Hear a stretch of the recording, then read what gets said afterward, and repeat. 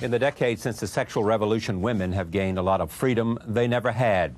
But has that freedom had a negative impact on women looking for role models? Is the feminism of the 90s presenting conflicting ideals for generations to come? In her latest book, Promiscuities, The Secret Struggle for Womanhood, Naomi Wolf explores the dilemma of girls maturing in a culture that does not make women very well. Her first book, The Beauty Myth, was named one of the 70 most significant books of the century by the New York Times. I am pleased to have her here to talk about these new ideas. Welcome back. Thank you very much. Great to have you here. Glad to be here. How much of this is a reflection of some personal odyssey by you? And I mean that not to inquire into your history, but to understand that you are, in a sense, because you were out front early, writing and thinking about these kinds of ideas, there's been a sense of exploration in your own adulthood about this. Well, it's quite appropriate for you to ask that because, in fact, this is a sexual confession in a way.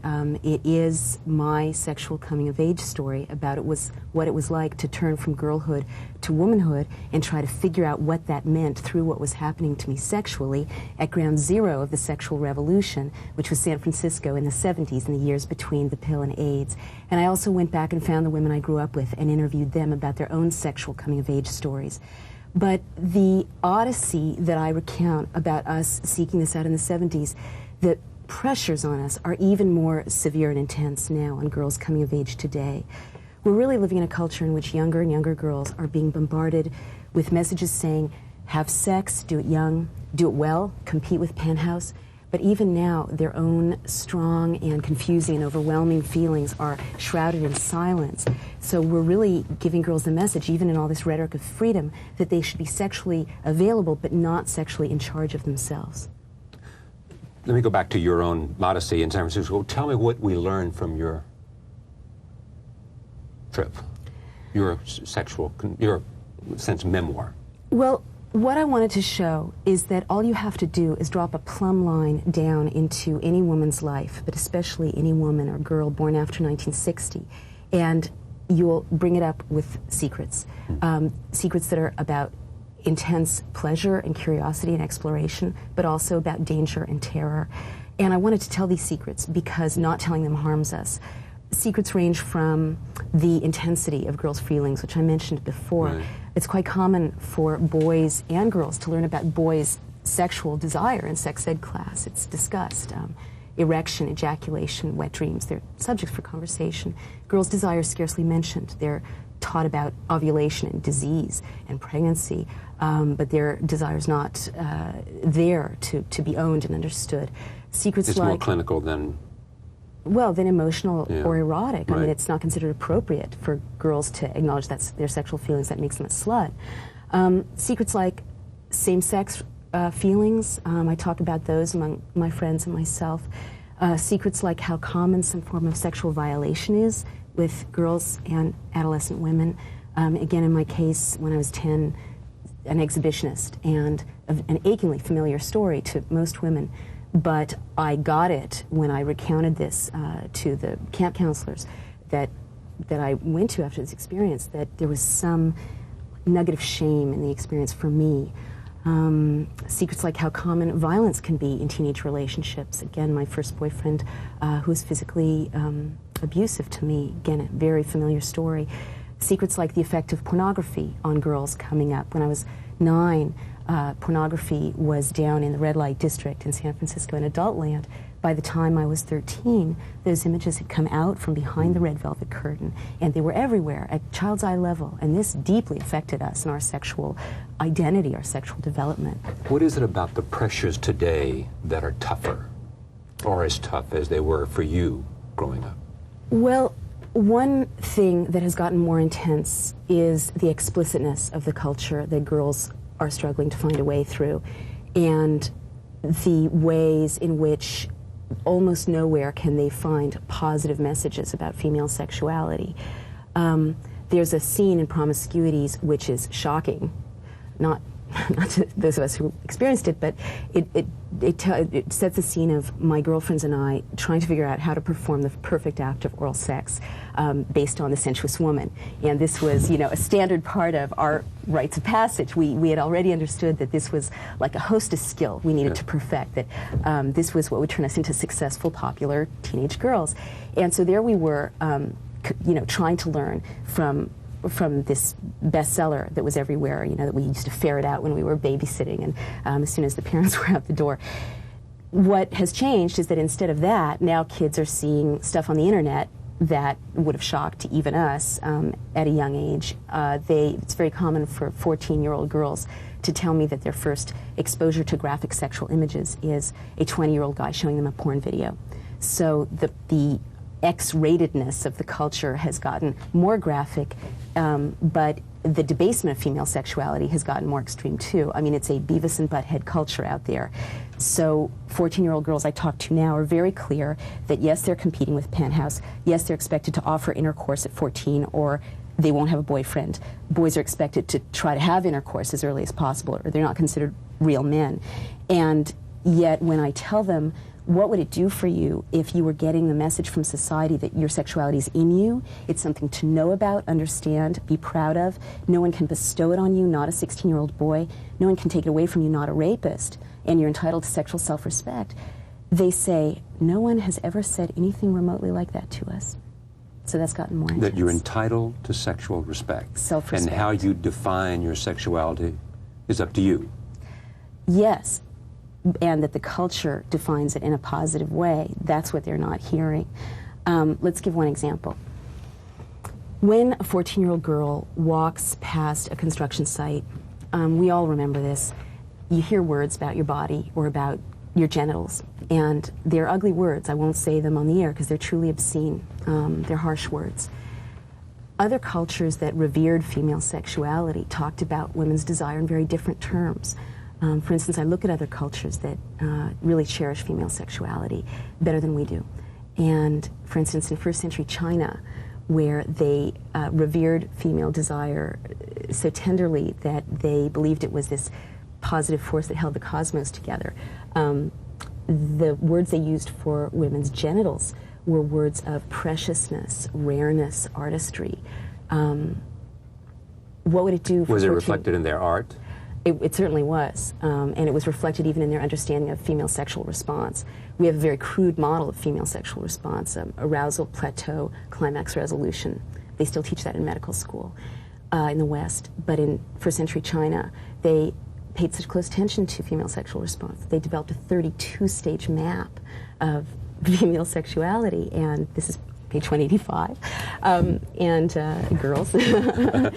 and what's amazing about reading that passage to no, it is a page-out mark. Yes. Well, it's a good page.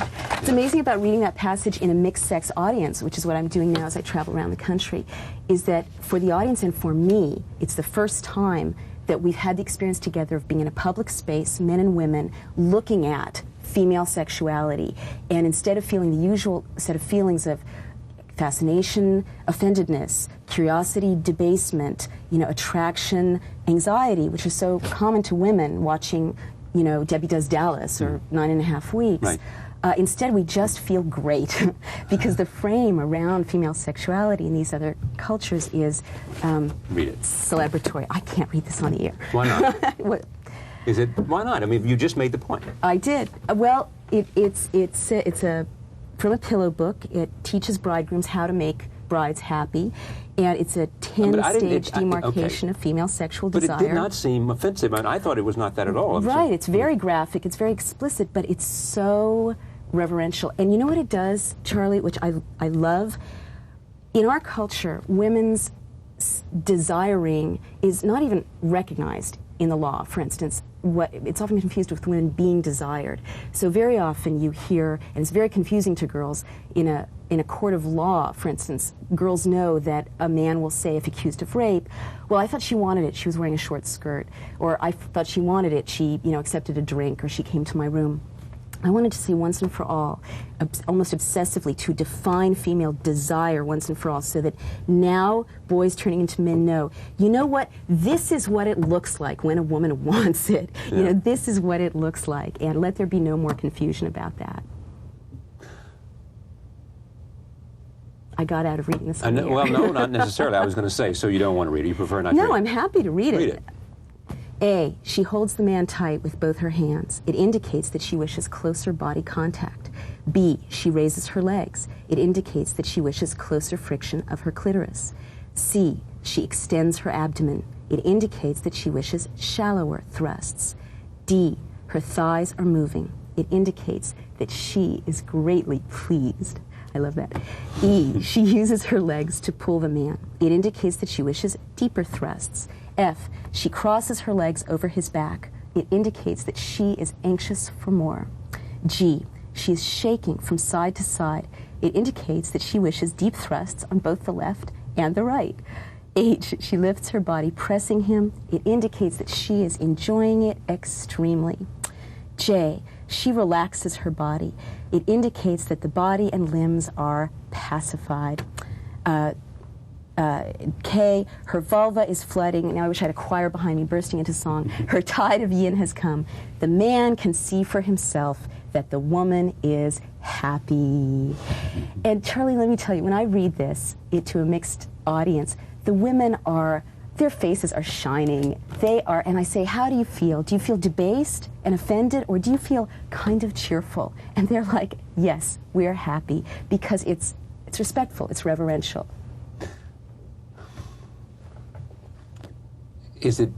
What has to happen for it to change so that the reality of what you just expressed is the reality for more and more women? I'm talking about a radical structural change in society.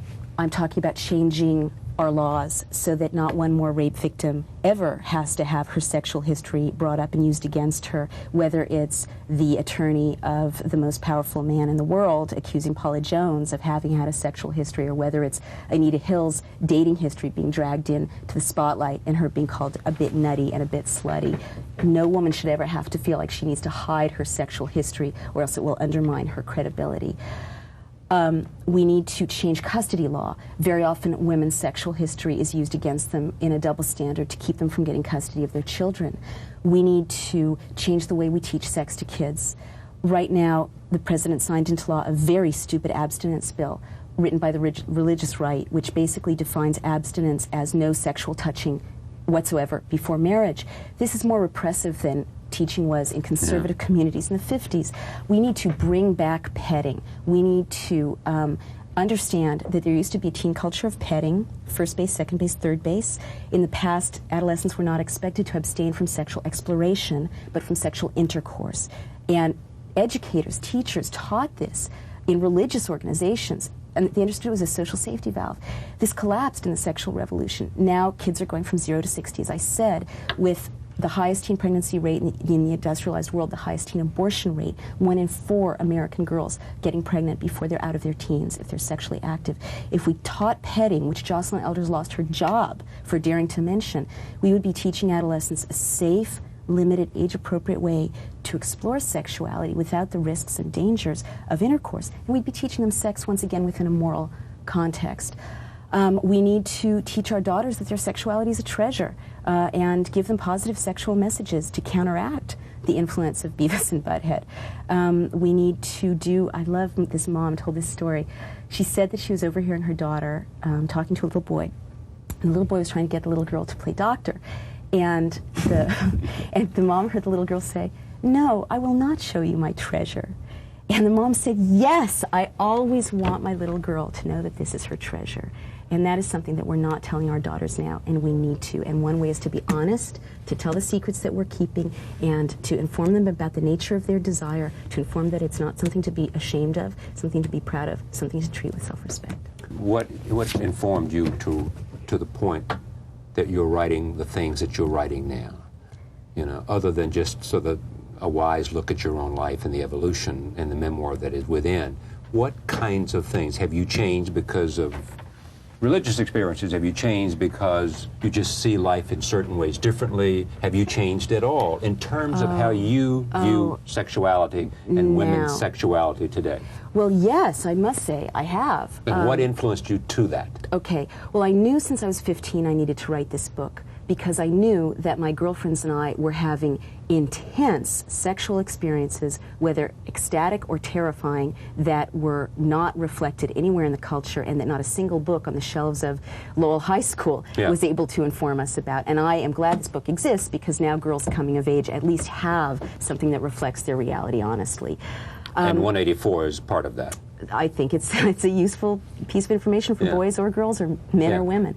I also wrote it as a mom. I have a toddler. I am determined that my daughter's generation will not reach adolescence without my at least doing my part to make sure that they have better scripts and models of female sexuality than we were raised with. Why the title Promiscuities? Well, that's really an ironic title, and it has to do with the culture that we were being brought up in. It was a culture that was saying, go, go, go, take it off, take it all off, you know, do it, but we could still be called sluts. And so it's that contradictory set of messages that is embedded, I think, in the title. It's really, I think the image says a lot about what we were growing up with, too. I mean, here's a very young 14-year-old girl with a very big cigarette in her mouth, and young women and women my age and moms and dads really recognize that as summing up the too much, too soon experiences that their daughters are facing. You also point out that promiscuities is a word that is ascribed to gay men and women, but not to straight men. Yes. No one says straight men are fun-loving. We're promiscuous. That we're promiscuous. Right. You rarely hear a straight man be called a slut. Yeah. Yeah. And you certainly don't hear. I mean, girls are clear that generally teenage boys are not called described in terms of admiration, sort of. Yes, that's right. I mean, gay men and women early on learned that their sexuality is seen as something excessive or deviant or out of control. Remember we were talking about myths? That's what I think is. Go ahead. Well, we were talking about myths, and the whole issue of the shadow slut, the part of ourselves as grown women that we feel we can't acknowledge, our sexual histories, the intensity of our desires, that I call upon us to start acknowledging and start talking about in public as part of our public personas, that we learn we have to keep silent about, partly because of another myth we're raised under, which is the myth that men are the more carnal sex. We get this all the time growing up. You know, boys are testosterone crazed, you know, engines of lust, and they can't think straight, and it's because of their, you know, hormones. And girls are supposed to be more interested in cuddling and shopping. I've never thought that women were any less interested in lust than men. Well, now you're right in tune with what turns out to be the historical record and the biological reality. But who knew? I didn't know until I did the research that all cultures, including our own till 180 years ago, took for granted that women were the more carnal sex. And so when you grew up feeling lust, you felt like it was wrong because, or you felt like you were a slut because that's what the culture said, people, women, or you didn't feel that it was something to treasure or something. Tell me what. Okay, well, I was lucky because my parents were pretty cool. Right. So I didn't have the internalized virgin slut thing. But I did have a clear message from the culture that there was no safe way to proceed. And I got this from watching people I called Tia and Dinah, who were, I have a chapter called Sluts, the designated sluts. I saw very clearly that one false step and you could be ostracized, one false step, and that if you grew breasts too soon or if you carried yourself with too much pride and you were perceived as flaunting your sexuality in 8th grade, or if you were working class, I mean, class and race played very much into who got called a slut, that you could get stigmatized, and that stigma would derail you. And that's what happened to Dinah. I mean, she was this passionate, ambitious, talented young girl, my best friend in 8th grade, and she got identified as the slut, and it put her on a secondary track, not just among her peers, but teachers had lowered expectations for her. And I didn't have the courage at 14 to stand up and say, you know what, I'm going to hang out with slut girl here, because I knew that what had happened to her could rub off on me if I wasn't very, very careful. What I'm pointing out is that the rules have collapsed. And she was characterized as slut girl because? Because she walked too tall and she had big breasts, and we had no visual language at 14 for a poor girl with big breasts walking tall except slut. In other cultures today, you've talked about first century China. Are there differences today in women's sexuality in Japan, in China? There are many cross-cultural differences. in how women are allowed to experience and talk about their sexuality. I raised that question, as you know, because the traditional notion has been feminism and the awakening of women to equality and opportunity in the East has been slow coming. Right. It's very hard to. Is there a contradiction there? Yeah, it's hard to draw cross-cultural conclusions because, for instance, in a lot of Arabic countries, it's understood that women have what they say 9 parts of desire. They understand that women's desire is more sustained and their orgasms more extensive and their feelings more turbulent, but they respond to that by repressing female desire, sometimes in rather brutal ways. So there's never been an erotic utopia for women. But what I learned There's never been an erotic utopia for women anywhere? No, not anywhere. But there have been... Not one society that is an erotic utopia? There have been societies that did some pretty great things. Like where? Well, the Tantra. The Tantric belief, in contrast to our virgin slut thing that says that a woman is more degraded the more sexual she is, the Tantric belief taught men that they should worship the sexual goddess in all women, rich or poor, fat or thin, young or old. And I love that. And again, that squares with biological reality. I mean, we're told that the sexual goddesses are Kate Moss, 19-year-old anorexics. Yeah. It turns out biologically that women become more sexual not only with age, which we all know, but with each baby.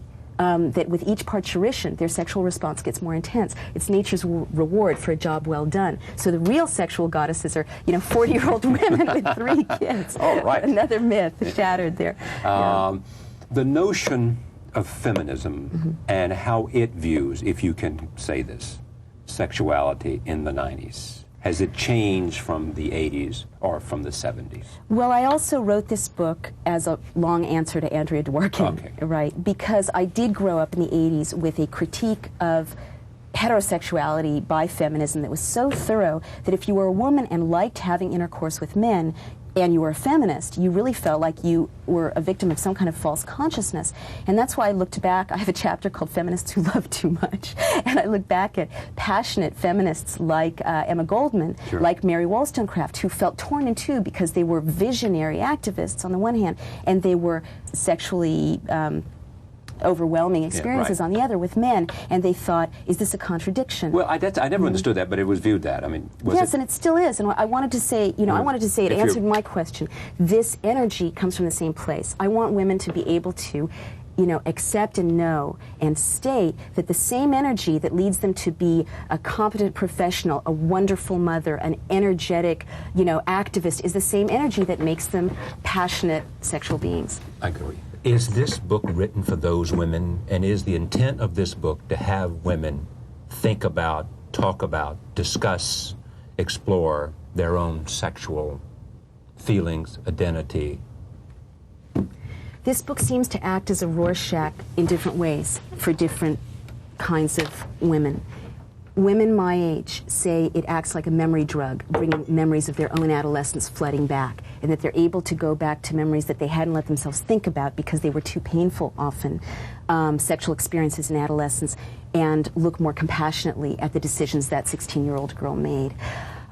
Moms and dads are using it as a way to talk to, I'm so glad, their young teenagers, so as to teach boys how to see girls' sexuality in the context of respecting them as human beings and how to let girls think of their own sexuality in a more positive way.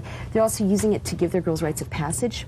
Other cultures have understood better than we do that you don't turn a girl into a woman through passive biological maturation. In our culture, we say you become a woman through having intercourse. You become a woman through growing breasts. Other cultures have understood better that you need to teach girls you become a woman through mastering responsibilities, through developing character, through learning self-sufficiency. We need to teach that to men, too. We certainly do. And there are rites of passage that can teach that. But a lot of men are also using this book if their lovers or wives were sexually traumatized in adolescence or have some issues about sexuality that are inhibiting the communication between the couple. Promiscuities, a secret struggle for womanhood. Naomi Wolf, thank you. Thank you. Pleasure. Thank you. We thank you for joining us. See you next time.